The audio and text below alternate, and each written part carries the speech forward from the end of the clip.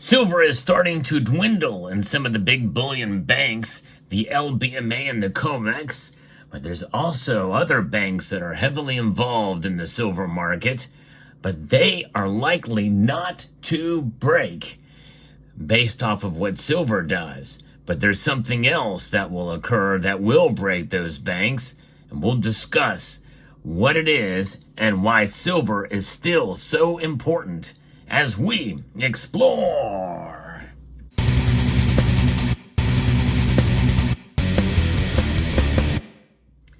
You've heard me time and time again say that we should be our own central bank.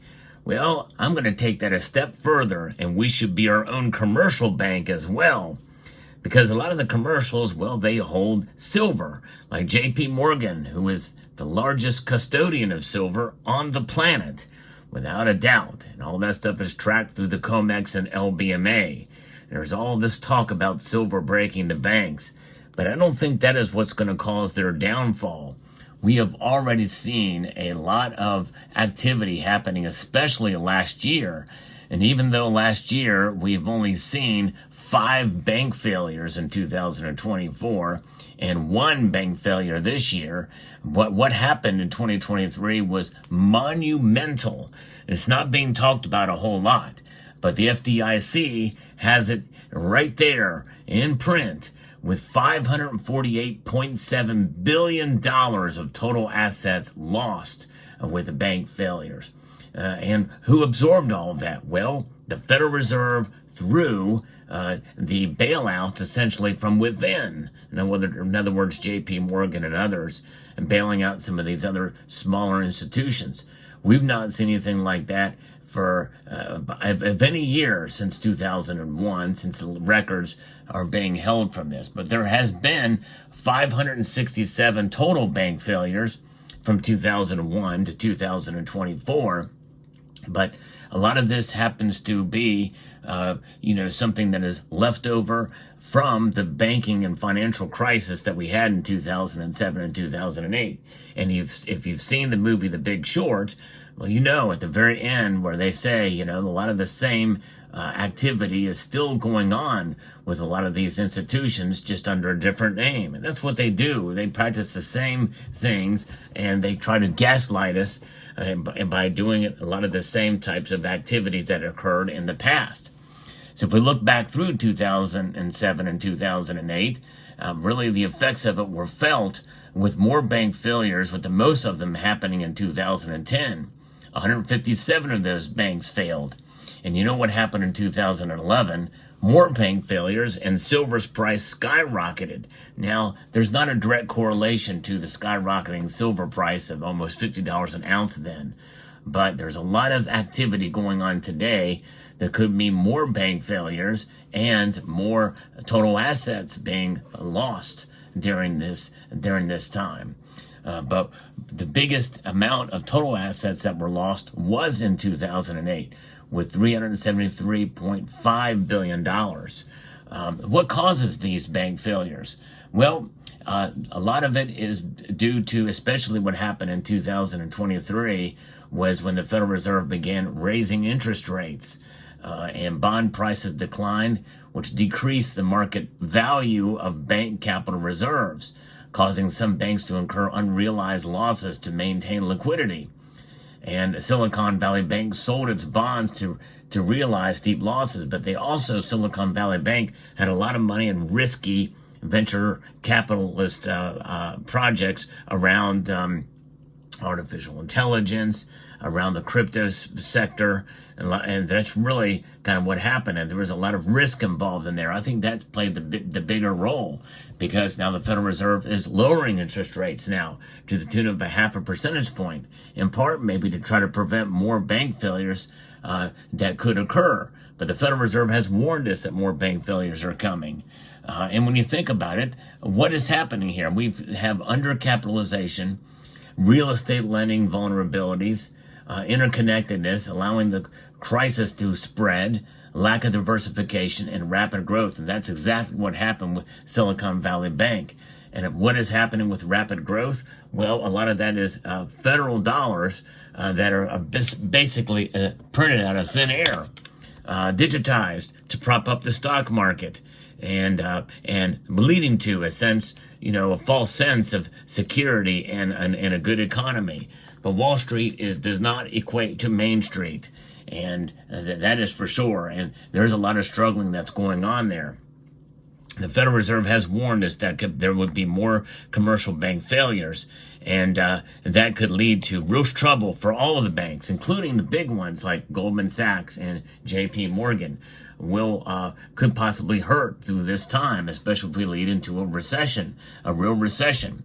GDP numbers came in better than expected, but what is causing this? A lot of people are affected by inflation, which, even though we are in a period of disinflation right now, one thing is for sure, prices are not going down. They're still rising, and they're rising faster than the normal level, which they are comfortable with, and that is 2%. It's a 2.5%. But with quantitative easing beginning, at least in part again, and interest rates lowering, that means there is going to be more liquidity, more movement, and with cash and dollars being essentially digitized into the system. And that means inflation could likely heat up again. And then with the job losses that we've seen, more than expected, 818,000 more than what was expected, when you take into account the revision of those numbers from the three-letter agencies at what I refer to as a Cook the Books Club. Well, there you have it. It is a recipe for a stagflationary period, which we very well could head into in 2025.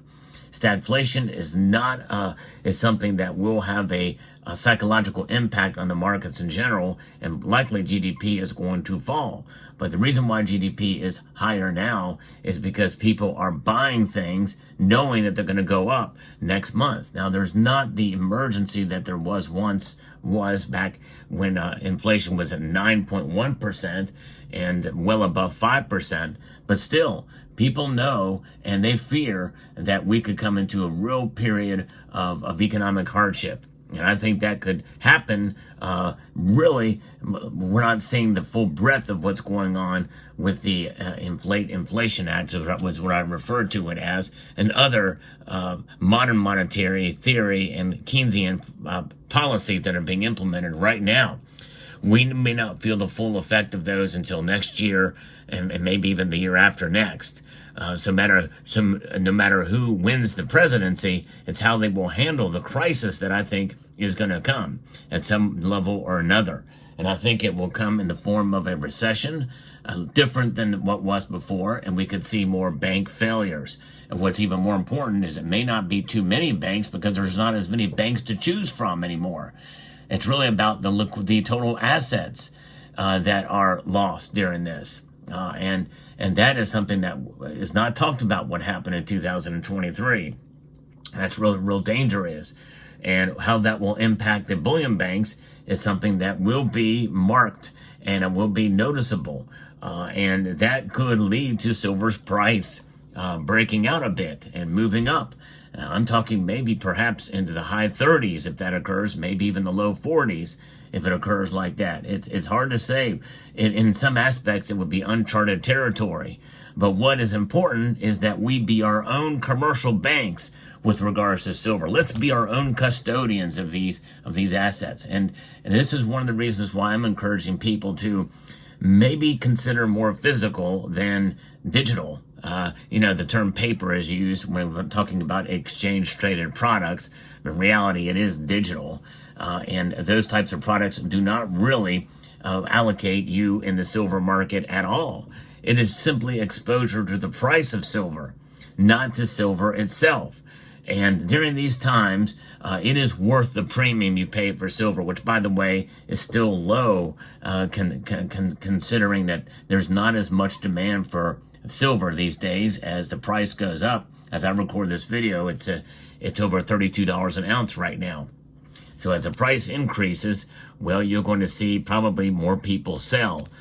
Those are I don't mean this in a derogatory way, because I can understand why some people want to get out because they've been frustrated with silver for so long. But weak hands are going to be selling silver. The diamond hands, the strong hands, are going to hold on to silver through these high prices.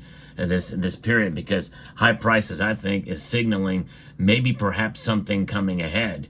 And so if you have silver in your possession, I would encourage you to hold on to it through these times. Now, there are exceptions to that, and several members of this community have shared their experiences, and each person is different. You have to look at your own situation to make that decision. That call is really up to you. But some people find an opportunity with silver to be able to make a really bold move to help further their family's circumstances. I know one member of this community who has done that, bought his mom a house with silver. I think that's laudable and praiseworthy. Still has silver in his stack. Another member of this community bought land with silver. Other members of this community have had to sell silver, and they took the opportunity with high prices for financial reasons, because they're financially strapped because of inflation. So there's certainly exceptions, but in all those situations, most of those individuals, they have kept a portion of their stack. And that's what it's about. That's being your own commercial bank holding silver. So yes, silver won't break the bank, but you can be your own bank by holding on to silver. So I hope you found this video informative, insightful, and educational. I would like to extend a multitude of gratitude to each and every one of you for taking the time to watch. And I'm going to encourage you to please rate this video. That means press that thumbs up button down below. Share it with others that you may find this message interesting. Comment and subscribe.